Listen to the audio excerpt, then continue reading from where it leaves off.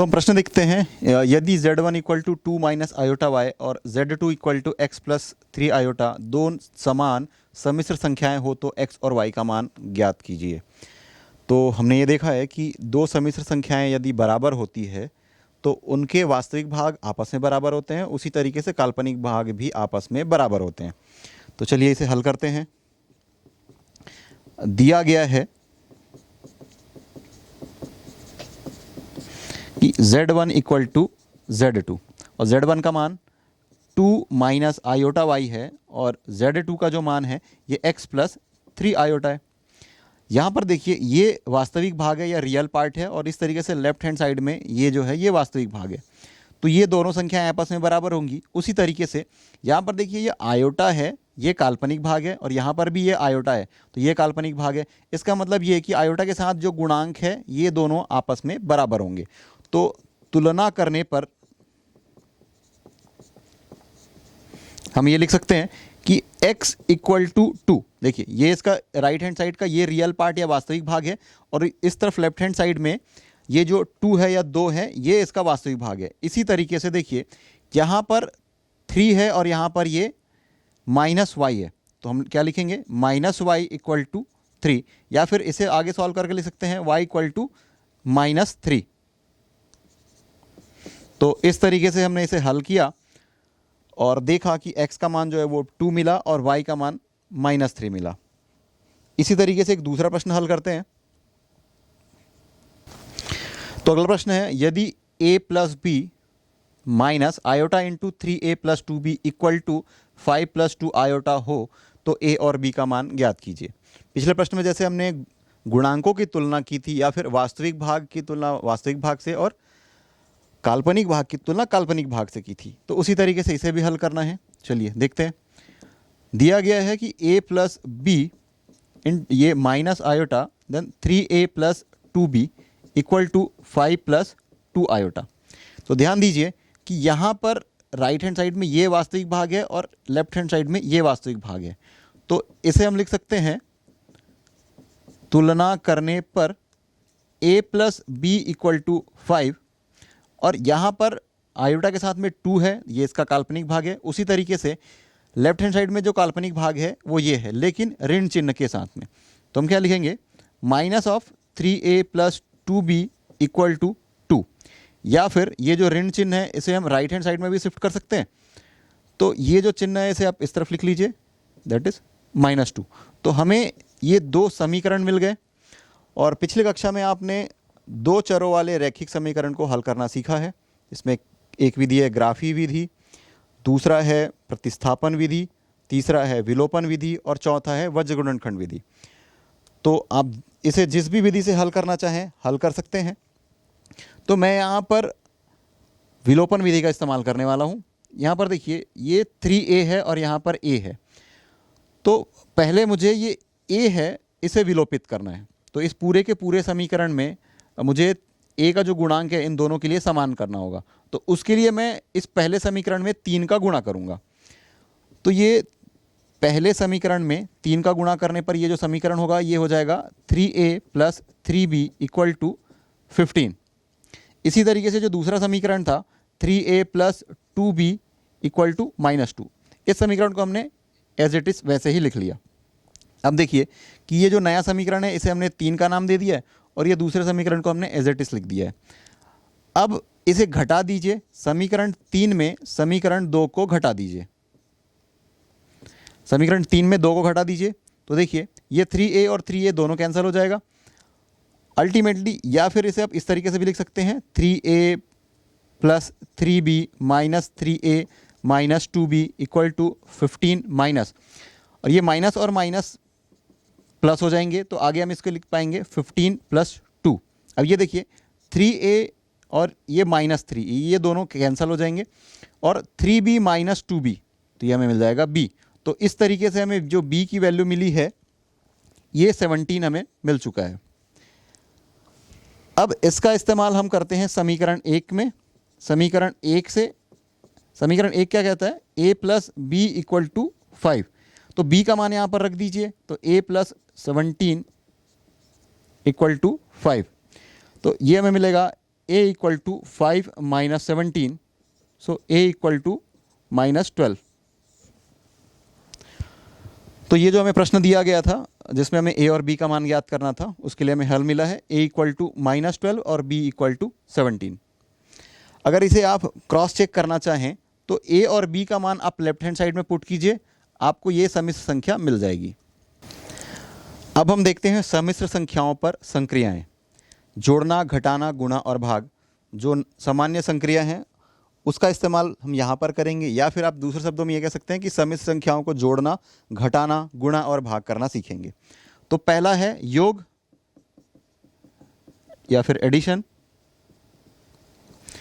तो मान लेते हैं कि एक सम्मिश्र संख्या है Z1 equal to A1 plus iota B1, Z2 है A2 प्लस आयोटा B2। ये दो सम्मिश्र संख्याएं, इसे हमें जोड़ना है। तो लेफ्ट हैंड साइड के साथ जुड़ेगा और राइट हैंड साइड के साथ जुड़ेगा। तो इसे हम लिख सकते हैं A1 plus iota B1 plus A2 plus iota B2। तो वास्तविक भाग जो है वो वास्तविक भाग के साथ जुड़ता है या घटता है, उसी तरीके से काल्पनिक भाग के साथ जुड़ता या घटता है। तो देखिए यहाँ पर A1 और ये A2 दो वास्तविक भाग हैं, तो ये A1 प्लस A2 इसे हम एक साथ लिख लेंगे। इसी तरीके से देखिए आयोटा यहाँ पर भी है, आयोटा यहाँ पर भी है, तो इन दोनों से अगर मैं आयोटा को कॉमन ले लूँ तो हमें मिलेगा B1 प्लस B2।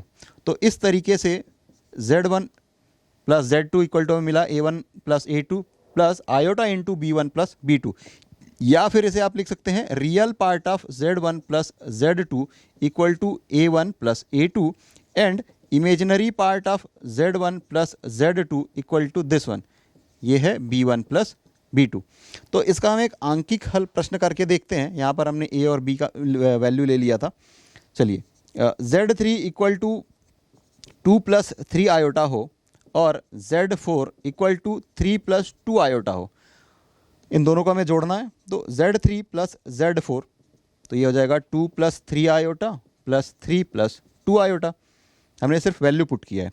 अब देखिए यहाँ पर ये वास्तविक भाग है और ये वास्तविक भाग है, तो इसे आप एक साथ लिख लीजिए, तो 2 प्लस 3। सिमिलरली यहाँ पर आयोटा काल्पनिक भाग है और ये वाला काल्पनिक भाग है, तो आयोटा कॉमन लेंगे तो यहाँ पर हमें मिलेगा गुणांक 3 है और यहाँ पर जो गुणांक है ये 2 है। तो देखिए 2 और 3 को जोड़ेंगे, यहाँ पे मिलेगा 5 और इसी तरीके से यहाँ पर भी हमें 5 मिलेगा। तो हमें मिला Z3 plus Z4 equal to 5 plus 5 iota. और दूसरे तरीके से आप अगर इसे लिखना चाहें तो लिख सकते हैं real part of Z3 plus Z4 equal to 5।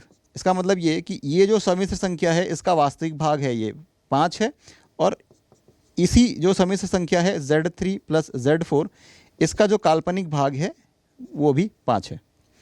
तो इस तरीके से हमने देखा कि दो सम्मिश्र संख्याओं को कैसे जोड़ा जाता है। अब हम देखेंगे दो सम्मिश्र संख्याओं को कैसे घटाया जाता है। तो एक सम्मिश्र संख्या है Z1 equal to A1 plus iota B1 और दूसरी सम्मिश्र संख्या है Z2 equal to A2 plus iota B2।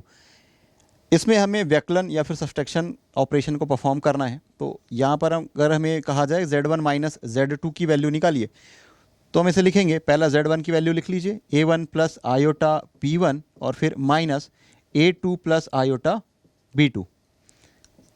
अब जैसे कि थोड़ी देर पहले मैंने कहा था कि वास्तविक भाग के साथ जुड़ता या घटता है और काल्पनिक भाग के साथ जुड़ता या घटता है। तो सबसे पहले हम ब्रैकेट को ओपन कर लेते हैं। ये ब्रैकेट जब ओपन होगा ये माइनस है और ये प्लस है, तो हमें माइनस का साइन मिल जाएगा। ये प्लस है और ये माइनस है, दोनों का यहाँ पर गुणा हो रहा है, फिर हमें माइनस साइन मिल जाएगा। और इस तरीके से हम इसे ऐसा लिख सकते हैं, यहाँ पर ये वास्तविक भाग है और ये वास्तविक भाग है, तो इसे हम ले लेंगे A1 माइनस A2।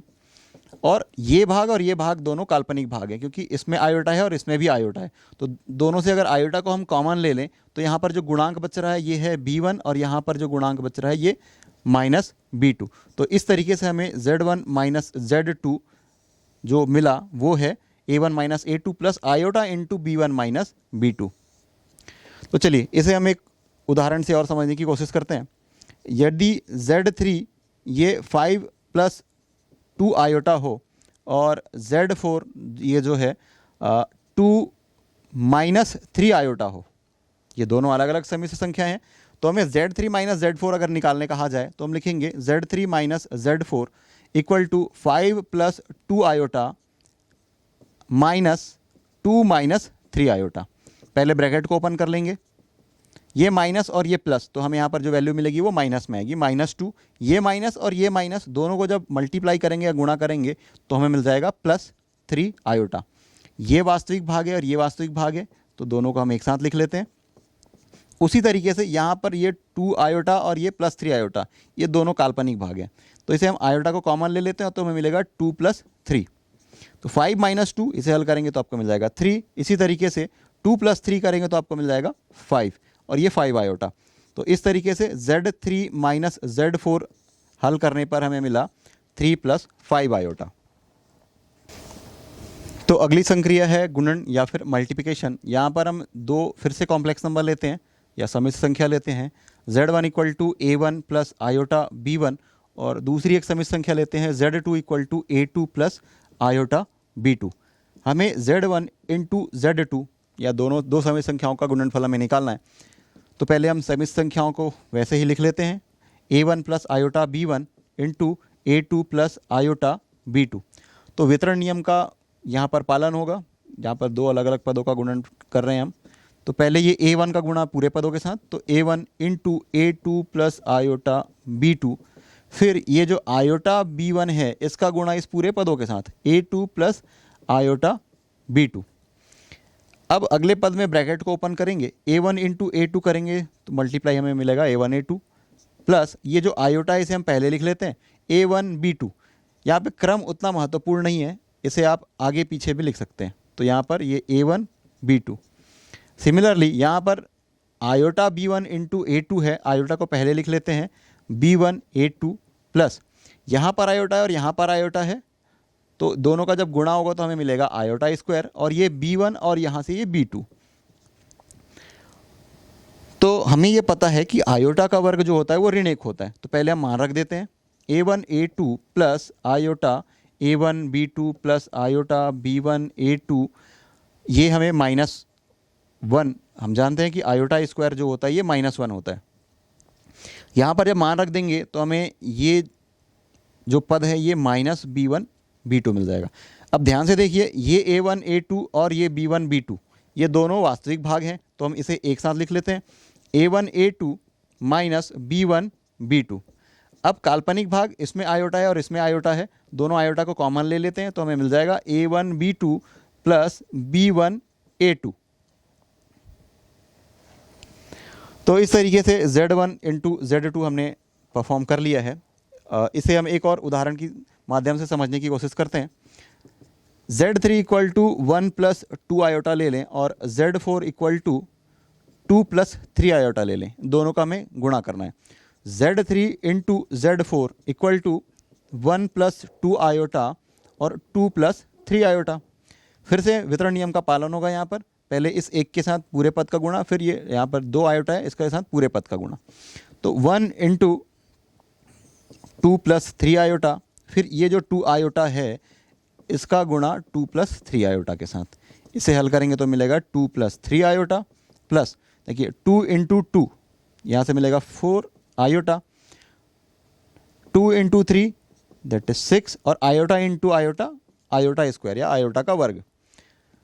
तो देखिए ये पद दो पद जिसमें आयोटा है तो इन दोनों को हम ऐड कर सकते हैं, सॉल्व कर लेंगे तो 2 + 7 आयोटा, और आपको पता है कि आयोटा स्क्वायर जो होता है ये -1 होता है, तो वो वैल्यू हम यहाँ पर पुट कर देंगे तो हमें मिल जाएगा -6।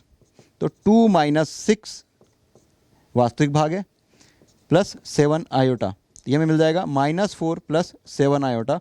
तो इस तरीके से Z3 × Z4 जो हमने कैलकुलेट किया तो हमें मिल गया -4 + 7 आयोटा। या फिर इसे आप इस तरीके से लिख सकते हैं, real part of Z3 Z4 = -4 and imaginary part of this complex number Z3 Z4 = 7। अगली संक्रिया देखते हैं जो कि भाग है या डिवीज़न। एक कॉम्प्लेक्स नंबर है Z1 = A1 + आयोटा B1 और दूसरा कॉम्प्लेक्स नंबर है Z2 = A2 + आयोटा B2। दो अलग अलग सम्मिश्र संख्याएं दी गई है, इसे हमें Z1/Z2 या फिर Z1 हमें कैलकुलेट करना है। तो इसे हम आसानी से लिख सकते हैं A1 + iota B1 upon A2 plus iota B2। तो देखिए कि ऊपर एक अलग सम्मिश्र संख्या है और नीचे एक अलग सम्मिश्र संख्या है। तो इसे हल करने के लिए या फिर मानक रूप में परिवर्तित करने के लिए हर के संयुग्मी के साथ गुणा व भाग करते हैं। संयुग्मी क्या होता है थोड़ी देर बाद हम देखेंगे। वो वास्तविक भाग और अधिकल्पित भाग के बीच में जो चिन्ह है उसे हम बदल देते हैं, तो हमें उसका संयुग्मी मिल जाता है A2 minus iota B2 upon A2 minus iota B2। तो थोड़ी देर पहले हमने ये देखा है कि सम्मिश्र संख्याओं को कैसे गुणा किया जाता है। तो अंश में जो पद है इसका गुणा इस अंश में जो पद है उसके साथ, और हर में जो पद है उसका गुणा इस हर में जो पद है उसके साथ हो जाएगा। इसे अब आगे आप हल करेंगे तो हर में जो राशि मिलेगी वो होगी A2 का स्क्वायर। ये देखिए A प्लस बी और A माइनस बी के फॉर्म में है ये, तो A plus B into A minus B ये होता है A square minus B square. यदि ये फार्मूला आपको याद नहीं है तो साधारण तरीके से जैसे हम गुणा करते हैं वैसा गुणा कीजिए, आपको ये पद मिल जाएगा माइनस आयोटा स्क्वायर और ये B2 का स्क्वायर। यहाँ पर जो पद आपको मिलने वाला है उसे आप आगे हल कर सकते हैं।